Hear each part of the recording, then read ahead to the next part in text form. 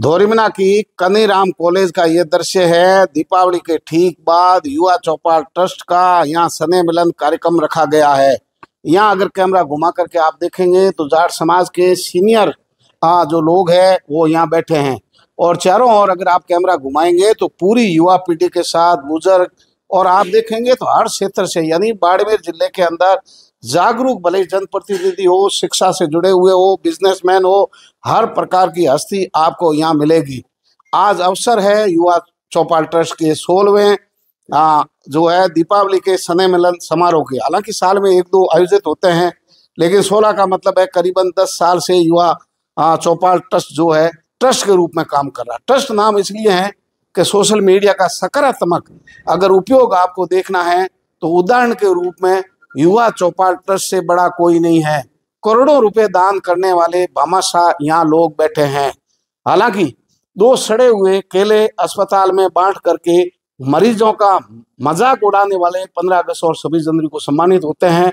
देश की राजधानी में उनको सम्मानित कर देते हैं क्योंकि उनके पास प्रचार की सामग्री है, उनके पास अखबार है, कलम है, सोशल मीडिया का प्लेटफॉर्म है।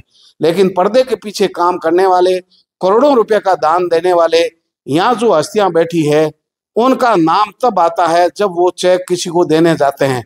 अर्थात ट्रस्ट जो है काम कर रहा है, सेवा के साथ कर रहा है, समर्पण भाव के साथ कर रहा है।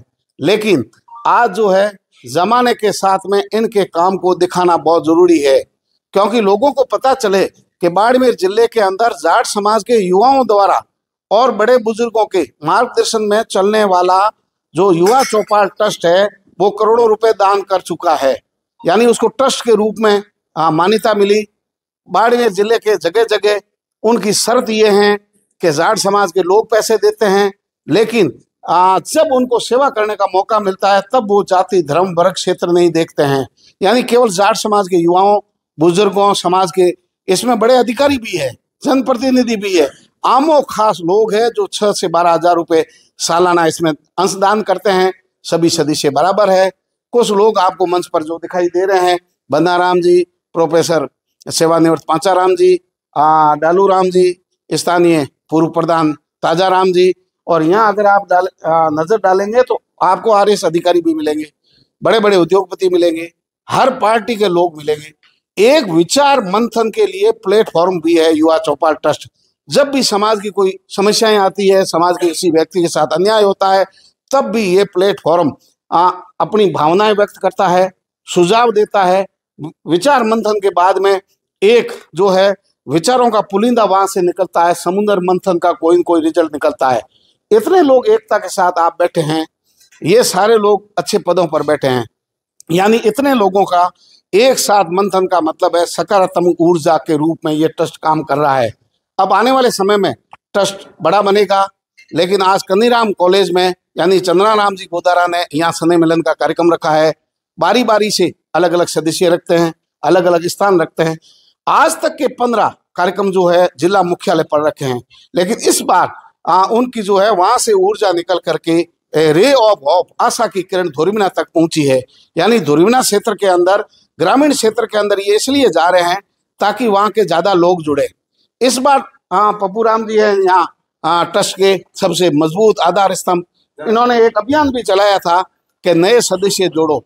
यहाँ बहुत सारे लोग हैं मेरे सहित जो नए इस ट्रस्ट के अंदर जुड़े हैं। धीरे धीरे कार्य जो प्रणाली है, कार्यशैली है, काम करने का तरीका है, वो भी समझेंगे।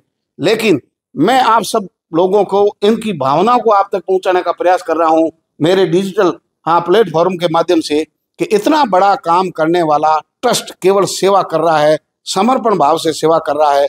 लेकिन आज तक फर्जी संस्थाओं के बड़े बड़े नाम हैं, डींग हाँकने वाले प्रमाण पत्र प्राप्त कर रहे हैं, लेकिन इतनी बड़ी मानवीय सेवा करने वाला इस ट्रस्ट को किसी संस्था ने, किसी जो है सरकारी एजेंसी ने इनको सम्मानित नहीं किया। इतना बड़ा काम करने वाला, क्योंकि इनकी न्यूनतम राशि दान देने की 50 हजार है। 50 हजार राशि का तो ये चेक देते हैं, ये बहुत बड़ी राशि है। अगर किसी का घर जल गया है उसके लिए 50 हजार रुपये बहुत बड़ी प्राणवायु है। यानी उनके छोटा मोटा घर के जो है सामान आ जाता है, छोटा मोटा कच्चा झोंपड़ा बन जाता है। इलाज के अंदर जहाँ 1 रुपये के लिए तरसते हैं उस जगह बड़ी दान की राशि देते हैं। खास करके शिक्षा के क्षेत्र में ये ट्रस्ट काम कर रहा है। जागरूकता इतनी है कि इनमें जुड़े हुए लोग हर तरीके से उनकी प्रामाणिकता तय, मृत्यु भोज नहीं करे, इस तरीके की फिजूल खर्ची जो है खर्ची उनको छोड़ करके एक समाज में सद्भावना और प्रेरणा भी ये ट्रस्ट प्रेषित करता है। कारण ये है कि लोग ये समझते हैं कि जब ट्रस्ट आगे आएगा, जब हम 12वें तक कोई फिजूल खर्ची नहीं करें, अनावश्यक नशे की प्रवृत्ति पर रोक लगे, मृत्यु भोज पर रोक लगे, शिक्षा के अंदर बच्चों को बढ़ावा मिले।